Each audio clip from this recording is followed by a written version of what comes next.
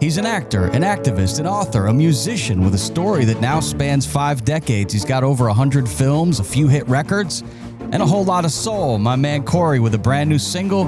Corey Feldman, the new single is called Characters. He's definitely one of those. I'm sure you've seen him as a character in one of your favorite movies. Thanks for coming on, Corey. What's up, bro? Good looking good. What's up? Is it Gentry? Is that right? Gentry, yeah. Yeah. Some would say it's elementary, but I am Gentry. I like it. So have you heard the song yet? I did listen to the song. I'm curious about this 8-piece orchestra, also the 3D audio experience. You really, to me, you went on a whole nother level with this song. Absolutely. And we haven't done this, it's not all done yet because we haven't released the Dolby Atmos version. It's on its way. We've also got an incredible, technologically advanced music video using AI, which I'm usually pretty against, but there's a lot of great stuff on the way, and this is all just the tip of the iceberg because it's the lead for an EP of this style that is, I guess you would say, heavily influenced by the Beatles. So yes, that's the deal. Well, the last time I had you on, I remember you mentioned you performed on stage with Ringo. So you've actually performed on stage with a Beatle, if what you told me in the last show was true. Is that true? What happened that night? I've actually performed on stage with a Beatle and a half. Oh, seriously? Because I did a dual headlining concert with Billy Preston back in, I think, 2000. Maybe in the 90s. It was like 94, 95. Anyway, so yeah, Billy Preston and I did, co-headlining at this festival, and we ended up sharing the stage together at the end of the night, and we actually sang Get Back and Jumpin' Jack Flash together. So yes, that was my half a Beatle, because he was considered as the 5th Beatle by many. And then of course performing Get By with a Little Help with My Friends with Ringo. And that was at the Greek Theater here in Los Angeles, which was very exciting. But in addition to that, I've had the pleasure of meeting Paul several times. I've met both of John's sons. I've been, knowing Sean since he was very little, and Julian and I met all the way back in the 80s, and we run into each other, here and there throughout the years. I met Yoko quite briefly. Some would say she broke up the band. I know a lot of big Beatles fans say that it all went down at that point.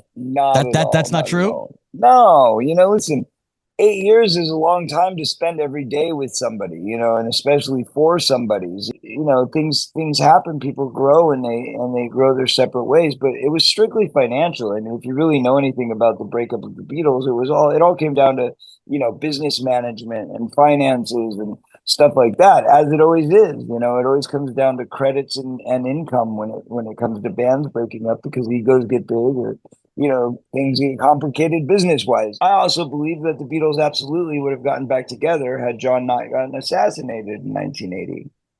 And as you've studied this band and hung out with Sir Paul McCartney, what did you learn about the way that they work now that you're in the studio? Is there something that you took from this band in the way they performed and the way that they handled their work? Everything. Name something specifically. Well, first of all, looking for creative solutions to problems in the studio, or looking for new sounds or exploring new ways of doing things. It's all about finding creativity in any way that you can and expanding your horizons by expanding your mind in, trying new things, trying different things, getting different sounds out of different instruments or with different, these days you do it with plugins, but, back in the old days, I mean, we used to take I remember working on my first Truth Movement album, and my band Truth Movement is basically as Characters is to the Beatles and my new EP is to the Beatles, the Truth Movement was to Pink Floyd. And so we were trying all sorts of different things and experimenting to get different sounds during that process. Both of those albums, we did 2 Truth Movement albums. And I remember the very first one, we did something where we took like an old metal filing cabinet, because we wanted a particular sound on the microphone and we couldn't get my voice to sound a certain way. So we took a pig nose amplifier, which are these little tiny amplifiers, and we stuck it in the file cabinet, a metal file cabinet. And then we took a mic and we dropped it in there, and then we closed the door, and it gave this great, kind of hollowed out but echoey effect at the same time, which is something, you wouldn't be able to capture any other way. But, these days they probably have a plug-in for it, but in those days they didn't. So you actually had to try things. They had to get very creative back in those days. The last time I spoke to you, you were about to go on tour with Fred Durst, and they say that performers really level up when you're on stage night after night after night. Do you feel like you got better vocally? You got better on the guitar? What was something that you improved upon? Because you did a lot of shows last summer. I mean, all of it. Listen, every tour you try to grow, you try to improve. And I definitely think that the quality keeps getting better and better as, the music gets better, the quality of the writing gets better, the quality of the production gets better. I mean, as you grow, you learn. I mean, listen, a doctor, a surgeon, they're only going to get better with time. And no matter what field I think that you're in, the harder you work at it. 50 years is a pretty long time to be entertaining people. And, music's been part of it the whole time. People don't realize, but I Yeah, started you right. told me your mom would make you sing for your audition, so you're That's actually a right. singer first. I remember you told me that. That's right. And not only that, but I've been writing since I was 11. So, at 11 years old, I started writing parodies, actually, emulating Weird Al and looking at how he put the phrasing and how he laid things out lyrically in the same exact disposition as the lyrical content of the original artist. And so in doing so, it showed me timing, it showed me rhythm, it showed me structure. And that's how I started writing my first songs, leading to my first, I guess you would call single at 14, even though I never released it until 2022. But I wrote it at 14 and it was called Runaway. And that became part of my box set. And we even shot a video for it in my dad's apartment when I was 15 years old. So, yeah, it's always been there. Well, you've crossed paths, I know, with so many legends in entertainment, and so many have influenced you. But this story, I got to hear more about this. You told me a snippet of it the last time we talked, but I want to hear the whole story. BB King. It Oh, wasn't anything. It yeah, wasn't anything to do about music, but you said to me that BB King helped you to quit smoking. Can you tell that story? that's true. How did That's true. BB King help you to quit on the smokes? Okay, so what happened was I went to see BB. My security at the time had been very close with him, and he told him that I wanted to come down, and BB knew who I was, and he was a fan. So I walked into his dressing room before the show. Obviously he's just, a legend, great guy, very nice. And he saw that I had a pack of cigarettes in my pocket, and he said, "Wow, that brings me back." And I said, "What do you mean?" He says, you know, I smoked for 35 years. I said, "Really?" He said, "Yeah." I said, "Well, I guess you don't smoke anymore." He said, "Absolutely not." I said, "So you quit?" He said, "Yes." I said, "Amazing." I said, how did you do it?" Because, how, if it was 35 years, I'm imagining, he was like 80 at this time. I imagine you quit, a while back. It was like quit in like 1956 or something like that. I don't know, like way back 66, I don't know, somewhere in there. He's like, "Yeah, so it's been a long time since I've had a cigarette." He said, "But it's funny because the way I did it is it was very much like that. I used to keep a pack rolled up," and he showed me his sleeve. And he said, "I used to keep a pack rolled up in my sleeve right here. So it was close to my heart. So I always knew that I had it and I was safe." And that was like my security blanket. Was, you freak out if you don't have your cigarettes, but you had it here, you knew you were safe. He said, "So I thought when I wanted to quit, I thought, man, how am I going to get past that? I'm so used to having that security blanket." So he said, "What I did the day I decided to quit, I looked at that pack of cigarettes. I bought a brand new pack, never opened them. And I looked at that pack of cigarettes and I said, you know what? This is my security blanket. I got them if I ever need them, but I don't need them anymore. So every day I'm going to wake up, I'm going to put that pack right here where I'm used to having it, and I'm not going to smoke it."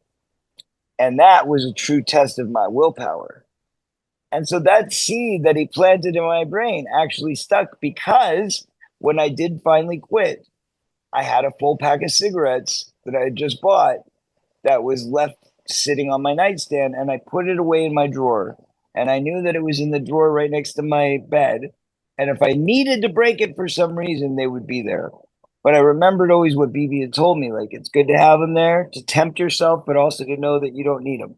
So this guy And had you've learned so much from so many artists, even how to quit smoking. And speaking of that's right. smoking the cigs, I remember as a kid watching Stand By Me, and you looked very comfortable smoking those cigarettes. Was that movie magic, or were those real smokes that they were No, making they you kids smoke? no, they were actually herbal cigarettes, and I don't mean weed, but actually herbal cigarettes. It was like an herbal type of tobacco that wasn't hazardous for your health or whatever.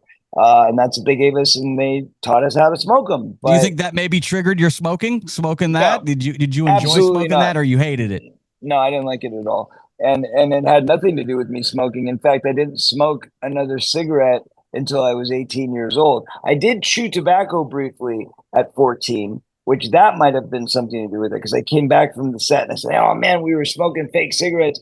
And my I think it was my cousin said, "Well, you can chew tobacco and it tastes good and you get the same effect." I said, "Really?" So I remember me and all my, little kid friends at that time started taking chew and putting it in our lip, and that lasted for about 6 months until I think it was Halloween night when we were running around from house to house chewing on stuff, swallowing it, eating candy, whatever.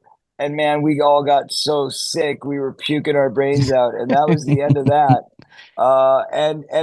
And now until this day, the smell of chew just grosses me out. But and the same thing happened with cigars, by the way. But with cigarettes, I didn't try cigarettes until I was about 17 or 18, actual cigarettes, and that was because I was dating an older woman and the older woman said, "Have you ever tried a cigarette after sex?" And I said, "No." And she said, "Well, that's how you smoke. You smoke when it's after sex because it feels so good." And I thought, well, I mean, she's hot and she's probably had her experiences, so she must know what she's talking about. So I tried it. And although it wasn't any great revelation, I definitely got a head buzz from it, and that was enough to get me hooked. Yeah, And and of you got a course, little head. Yeah, it sounds like you got a little head and a head buzz. hey, Hey now, hey. nice, But nice, but the nice. the head buzz eventually goes away, and you're just stuck with the results, which is you're now addicted to this terrible poisonous thing, which You lasted about 30 years in my life, 25. And then here's the other part of me quitting was I lived next to a heart surgeon. I was outside my house smoking one day in the 90s, and this guy stops and he goes, "How old are you?" I said, 21, 22, I don't know. And he goes, "Okay, well, you're all right then. You can keep smoking." I said, "What do you mean by that?" He goes, "Well, I'm a heart surgeon, so you're fine. You can smoke now." And I go, "Oh, well, that's good to know." I said, "What does that mean, though?" And he said, "Well, it means that you got to quit by 35, 40 at the latest." And I said, "Why?" And he said, "Because it takes half the time to recover from the amount of time that you smoke. So if you smoke for 10 years, you need 10 years to quit smoking for yourself to fully recover. And if you smoke for 30 years, it means you need 30 years to recover. So if you quit by, let's say you start at 20 and you quit by 40, that's 20 years. That means you need 20 years of not smoking to fully It's a lot recover. of math, kids. You should just stay away from the smokes, is probably what you Right. should do, especially if you want to be a singer like my man Corey Feldman, who's got a brand new That's right. single out called Characters. Stream it wherever you listen to your music. And I love the album art. I also want to talk to you because a lot of fans love Goonies. One time I brought up some of these old memories and you kind of didn't want to talk about them. You were like, they're so long ago. I don't really want to talk about them. But I thought it was great to see you went back to Astoria. 40 years has now gone Well, by. Is it still a burnout to talk about these things, or did that kind of rekindle it? And what's really happening? Is there a Goonies 2 coming? Break it down for us. yeah, I went back for the 40th anniversary to be a part of. Well, there was a documentary that I helped a little bit make, which I can't talk about right now, but it has to do with the refurbishment of the house. So there's that. But there's the big sequel, which is definitely in the works at Warner Brothers. Absolutely. Steven Spielberg announced it. Amblin Productions is behind it, and Chris Columbus, the original writer, is helping to write and produce it. So it's definitely happening. That's all I know at this time because we have not seen a script and we have not seen an offer. And we don't know if we're going to be a part of it. None of the cast does. I mean, nobody's been sent a script, nobody's been sent an offer, and it's all a mystery to us. So we'll see what happens. Obviously, if it's a great script and we can all figure it out, then we'll be a part of it. But if not, then we wish them luck. All right, man. Well, I'm excited. I hope they give you the call and give you guys all a role. It was great seeing you on the Today Show and doing the press tour. It was great seeing all you guys. Another question I want to ask you. I remember you telling me that you watched Michael Jackson work in the studio to get back to the music. What did you see him do in those moments that really stuck with you? Because you said you've watched him work and perform. Obviously, you performed with him on stage. But in the studio, what is Michael Jackson like in the studio? Well, okay, let me back that up. I never performed live with him on the stage. I performed in a video with him. Okay. I was in his video Liberian Girl. And they did ask me to dance in the video, which I didn't do because I was kind of embarrassed. I was very young and I was like, oh, I don't know if I want to do that. But that said, he was a fascinating man, and of course, every minute that I got to spend with him, I was studying him like a microscope, and I got to spend time. Actually, ironically, I was in the studio the day that he recorded Liberian Girl.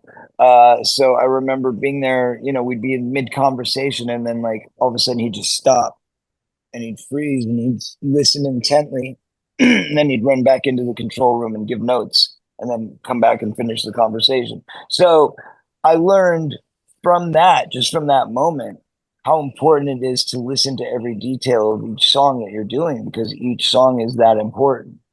And little technical things that I would ask, like things that people probably wouldn't think of, but I would say, is it easier to sing on an empty stomach or a full stomach? And he would say, always the best to sing on an empty stomach, things like that. So down to hand claps and finger snaps, which is, part of the acoustic thing that you do when you're working on a song in the studio, or beatboxing, or, rhythm, or dancing together. There's so many different things that we did together, in our time. It was a beautiful experience to have an inspiration like that, for sure. Corey Feldman, proving once again that we're all just characters, and he's doing his best at hitting his marks and making sure he gets those lines just right. So go stream the new single, Characters, and keep making those hooks, my brother. Peace, love, and happiness, and thanks for coming on the show, bro. Bye, Gentry. Thank you. Download it wherever you get your podcasts.